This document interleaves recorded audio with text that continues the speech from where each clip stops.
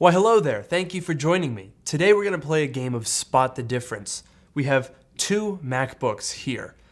Can you tell which is which? Can you tell which one's new and which one's not? Okay, that's a trick question. It's pretty obvious that this is the old generation 2012 to 2015 MacBook Pro, and this is the brand new MacBook Pro that launched in October. However, visually there's not nearly as much difference as price-ually, because this MacBook Pro costs $2,500 and this one cost $289. And so in today's video, I want to explore the low end of MacBooks and why in the past year or so, it's gotten really, really good.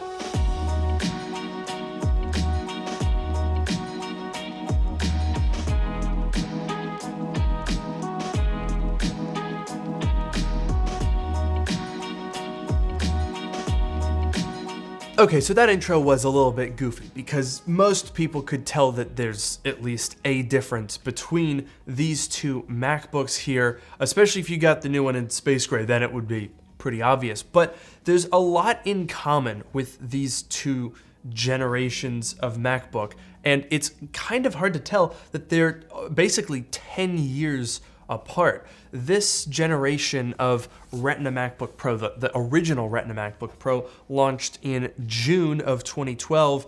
The 13-inch came out a little bit later that fall, but this is a almost 10-year-old design, and I have to say, it has held up really, really well. Much better than the generation of MacBook Pro that came after it, the 2016 one. Those MacBook Pros, okay, visually still look pretty good, but most people know to stay away from them for the butterfly keyboards, the thermals, the bad performance, and their high cost.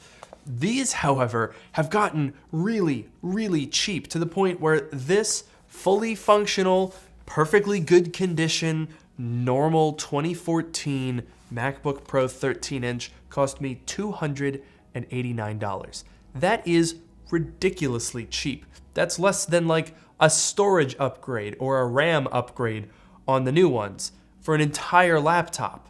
Now, admittedly, there are a lot of differences between these two computers on the inside. You can definitely see a familial resemblance. They look pretty similar, and it's always fun to say, oh, this one's really expensive, this one's really cheap, but they look kind of similar. However, okay, I'll admit it. I ran Cinebench R23 on here, and well, our score was 1,543 points, which means that the multi-core score on this was just ever so slightly lower than the single-core score on this MacBook Pro, or to be honest, a MacBook Air as well. Ooh, with multi-core scores like that, do you think that these MacBooks are too slow? Let me know in the comments below. So yeah, horsepower-wise, we're kind of talking about, you know, a go-kart versus a Model S Plaid. But that being said, a go-kart is still a viable means of transportation,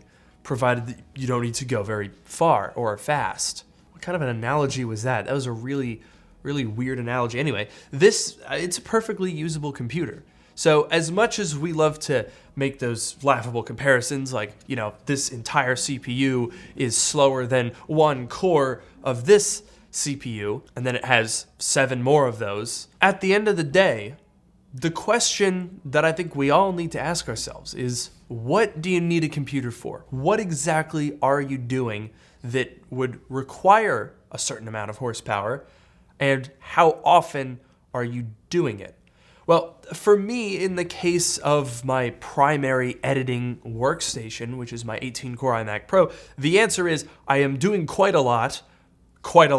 So, you know, I'm running multiple streams of 4K 8-bit footage. I'm running layers with color correction, titles, transitions, all sorts of stuff going on, rendering, exporting, and I'm basically doing that nearly 100% of the time that I'm using that computer. So that's a case where, okay, yeah, I can justify spending money on performance. But to be honest, when it comes to a laptop on the go, this is probably good for 90% of what I do. So checking emails, responding to sponsorship offers, brand deals that I'm working on, writing scripts in either the Notes app, which I do quite a lot, or in Pages or maybe Google Docs. Okay, this is fine for that. Using iMessage to talk to people, airdropping photos, even using Photoshop. This computer can do all of that just fine, even though it's slower than a single MacBook Air core. Now, the keen-eyed viewer might actually recognize this MacBook Pro. I actually got it over a month ago, 2 months ago? Oh, it's been a while. I got this thing because I wanted to compare a cheap used Mac to the entry-level $329 iPad. And I thought that was a pretty good video because it's like, wow, okay, you can actually get a brand new iPad that can arguably do a lot of this stuff for the same price as a used cheap Mac, a nearly 8-year-old computer. That's pretty crazy. But as it turned out in that video, there was a lot more nuance than I thought. I thought it was gonna be pretty cut and dry, like, yeah, go for the iPad. I mean, it's an iPad with an A13 chip. It's significantly more powerful than this MacBook Pro by like a lot. But at the same time, there are still a lot of arguments to be made for going for Mac OS, getting a trackpad, a keyboard, a battery, a 13-inch display. All of that stuff does make a difference. And even though the iPad was great, I basically concluded that video by saying you could go either way. And so since then, I've taken a closer look at a MacBook that's this freaking cheap. And it's phenomenal. This is not something that was possible a year ago before Apple Silicon. These were still stubbornly in the $500 to $600 range in a lot of cases. And the reasoning for that was simply because everyone despised the Intel Macs from 2016 until the Apple Silicon ones came out. They were just terrible. And so people were just continuing to use these. Why would you not? So as a result of that, you had high demand for these things, the prices stayed high. But now they're getting older. This particular one is no longer supported in macOS Monterey. I'm running Big Sur on here, which is fine for now, but might become a limitation in a couple of years. You can get around that with some patchers that allow you to run newer OSs on here, but definitely something to keep in mind. And yet at the end of the day, for $300, sub $300, this is a phenomenal package. A year ago, sub $300 meant going for a unibody MacBook Pro. And don't get me wrong, those things are still pretty good. And now they're even cheaper. Now they're like sub $150, which is a crazy good deal. Maybe I'll even revisit that in another video. But for sub $300, you can get a Retina display. You can get solid state drives. This is a much more usable computer out of the box than the unibody MacBook Pros with 1280 by 800 displays and mechanical hard drives. It's just a really big usability difference that, despite having a slow processor, really sets these things apart. So running an SSD speed test here, we're getting about 650 megabytes per second write and 715 read. That is super respectable. That is a really solid result. I mean, granted, now that's like about standard. This is an NVMe SSD most of the time. If you buy an NVMe SSD now, they will be faster than that, more in the 1400, 1500 megabytes per second rate for a basic one. But for just out of the box, straight off of eBay, this is the one that came from the factory. You're not gonna get anything slower than this. That's really solid, and it makes this computer feel really snappy when you're doing those email tasks, those Notes app tasks, those AirDrop tasks. All of that stuff feels perfectly fine on this nearly 8-year-old device. One of my favorite things about this generation of MacBook Pro, especially now that they are sub $300, is that you can upgrade the SSD yourself. That is phenomenal. This is the last of the upgradable MacBooks. Now, yeah, the RAM, not the same story. You can't do anything about that. But the fact that I could just go on Amazon, buy a 1 terabyte NVMe SSD and an adapter, and put that right in this $290 laptop, that's pretty crazy. So you might be wondering at this point in the video, how do you go about finding one like this? Because chances are, if you go on eBay and you look up MacBook Pro 13-inch, you're gonna have a hard time filtering through results and finding one that is, really solid like this one and also really cheap. So let's go on eBay and I'll give you a little quick tutorial on how to find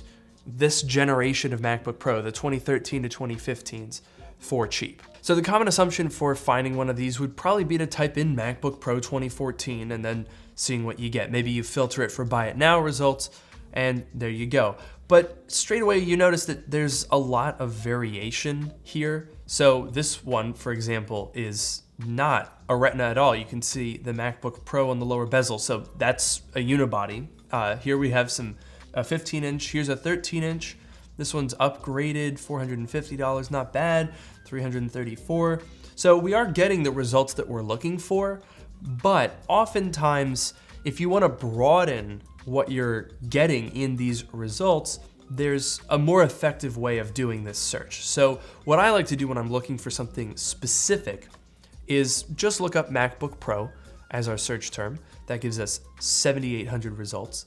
And then we're gonna use our filters to narrow that down a little bit and kind of ensure that we don't end up with any weird, confusing listings. So what I like to do is just go to processor, and then we're gonna go to Core i5 4th and 5th generation. So the 4th generation was used in late 2013 and mid 2014 MacBook Pros. The 5th generation was used in the early 2015 MacBook Pros. So if we go ahead and click apply here, that gives us a nice, cool 877 results that we can look through. We're gonna start finding things like this. $260 plus $10 shipping for a 2013. Here's a 2014 with the exact same specs as mine, selling for $295.